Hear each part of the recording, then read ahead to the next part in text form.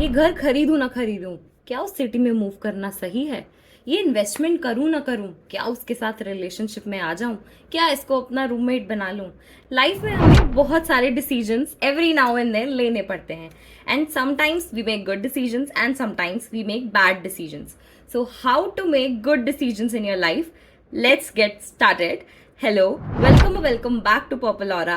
I am CN Anna Goyal, and today we'll talk about how you can make important life decisions without a mistake, और at least आप अपने decisions calculatively ले पाएंगे, भले ही वे गलत हो जाएं. You will know that you have applied your mind and you have chosen the best alternative you have available. First of all, आप ये सबसे पहले डिसाइड करें कि आपका डिसीजन जो है वो अर्जेंट और इम्पॉर्टेंट है या नहीं. अगर वो अर्जेंट नहीं है तो उसको लेने का प्रोसेस डिले कर दें, क्योंकि आपको इससे उसके बारे में सोचने के लिए ज़्यादा टाइम मिलेगा एंड आप कोई भी डिसीजन जल्दी में नहीं लोगे. So categorise it. If it is no, not urgent, then delay the process. No decisions in hurry, and it will provide you some time to think about it. But अगर वो decision important है, urgent है, हमें अभी लेना है, अभी उसके बारे में सोचना है, तो क्या करें? उसको एनालाइज करें, उसके सारे ऑल्टरनेटिव्स लिखें. अगर आपको सिटी में मूव करना है तो आपके पास क्या क्या चॉइसेस हैं, क्या क्या ऑल्टरनेटिव्स हैं, वो सारे राइट डाउन कर लें, चाहे वो बुरा हो या अच्छा हो. अभी फर्स्ट स्टेप में आपको सारे ऑल्टरनेटिव्स लिखने हैं.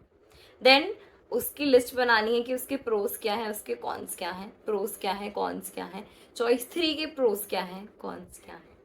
अब प्रोज एंड कॉन्स लिखने के लिए भी एक अच्छा सा माइंडसेट हमें ज़रूरी है. क्या है, कौन हमारा ये नहीं हो सकता है कि मुझे बहुत काम करना पड़ेगा, मुझे तो आलस आता है, इतना काम कौन करेगा. या फिर किसी चीज़ की अच्छाई ये भी नहीं हो सकती है कि मैं तो आलस में रहूँगी, पड़ी रहूँगी. मतलब you should be hard working and adventurous. हमेशा प्रोज एंड कॉन्स अपनी ग्रोथ को लेके सोचें, ना कि बस external benefits. Now, let's look into the factors to consider to write down your pros and cons. Pros means advantages and cons means disadvantages. Okay. So, सबसे पहले कोई भी आउटसाइड इन्फ्लुएंस हमारे पास नहीं होना चाहिए.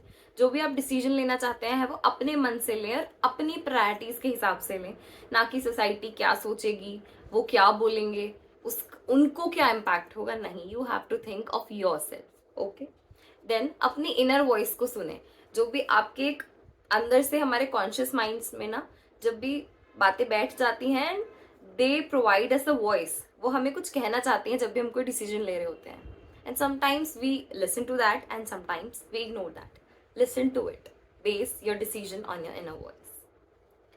हमेशा लॉन्ग टर्म बेनिफिट के बारे में सोचें, किसी भी शॉर्ट टर्म बेनिफिट के लिए अपना डिसीजन ना लें. अगर कोई चीज़ आपको शॉर्ट टर्म में बेनिफिट दे रही है बट आपको लग रहा है कि लॉन्ग टर्म में शायद इसकी इतना फायदा नहीं है, तो consider your long term benefit also. End of course कोई चीज़ें आपकी सिचुएशन पे डिपेंड करेंगी, but still I will suggest कि अपने लॉन्ग टर्म ग्रोथ पर्सपेक्टिव से ही अपने सारे डिसीजंस लें. अडेप्टेबल टू चेंज रहें. ऐसा नहीं कि आई विल बी लेजी या फिर I am not comfortable to move into city just because you will not feel comfortable. कोई और रीजन है, that's acceptable and that's okay. But अपने कंफर्ट जोन से बाहर आए. अगर आप अपने कंफर्ट जोन से बाहर नहीं आएंगे तो आप अपने गोल्स अचीव भी नहीं कर पाएंगे. जो आपके बड़े बड़े ड्रीम्स हैं उनको पाने के लिए ना कंफर्ट जोन से बाहर आना पड़ता है. तो be adventurous and be adaptable to change. And lastly, कोई भी डिसीजन लेने से पहले हमें अपने थॉट्स के साथ साथ एक किसी एक्सपर्ट एडवाइस की ज़रूरत होती है. कॉल अ लाइन, केबीसी में एक्सपर्ट एडवाइस वाली लाइफ लाइन होती थी. हमें अपनी लाइफ में, रियल लाइफ में भी वो लाइफ लाइन रिक्वायर्ड होती है कि एक्सपर्ट कंसल्टेंट मिल जाए कहीं से.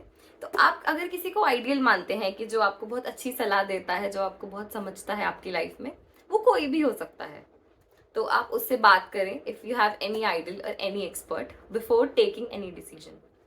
अब क्या करना है, लास्टली जो सबसे मेन पॉइंट है, आपको एक स्टार रेटिंग देनी है आउट ऑफ 5 हर अपने ऑल्टरनेटिव को. कि if you have alternative 1 suppose, आपकी गट फीलिंग इसके लिए कितना मान रही है, अंदर से कितनी आवाज आ रही है कि इस ऑल्टरनेटिव को मान लेना चाहिए, let's go for it, star it. बहुत मन है 5 दे दो, थोड़ा सा मन है डाइसी हो बिल्कुल 3, मन कर ही नहीं रहा है बट कैलकुलेटिव है और एनालिटिकल डिसीजन बैठ रहा है 1 और 2 स्टार। एंड में हमेशा अपनी गट फीलिंग पर ही जाना। जो भी हमारे लाइफ में पास्ट एक्सपीरियंसेस होते हैं वे हमारे कॉन्शियस माइंड में बैठ जाते हैं एंड उससे क्या होता है, हमारा माइंड एक थॉट प्रोसेस जनरेट करता है and it tries to tell us कि क्या हमारे लिए सही है, क्या हमारे लिए गलत है, किस चीज़ में हम खुश होंगे, किस चीज़ में हम खुश नहीं होंगे।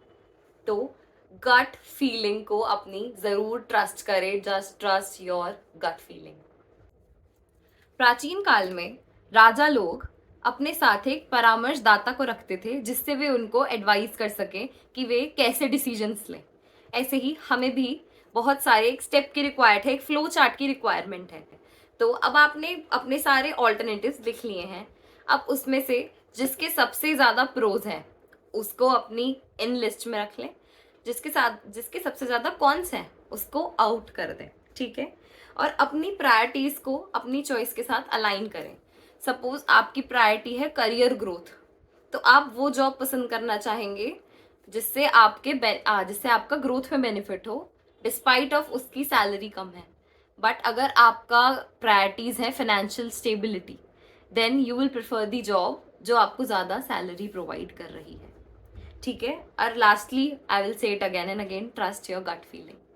नाउ आपने डिसीजन तो ले लिया, सब कुछ हो गया एंड नाउ आपको ऐसा लगता है कि क्या मैंने सही डिसीजन लिया है, how to feel about it. Regret नहीं करना है। So let's look into that कि आप कैसा फील करें अपने डिसीजन के बारे में।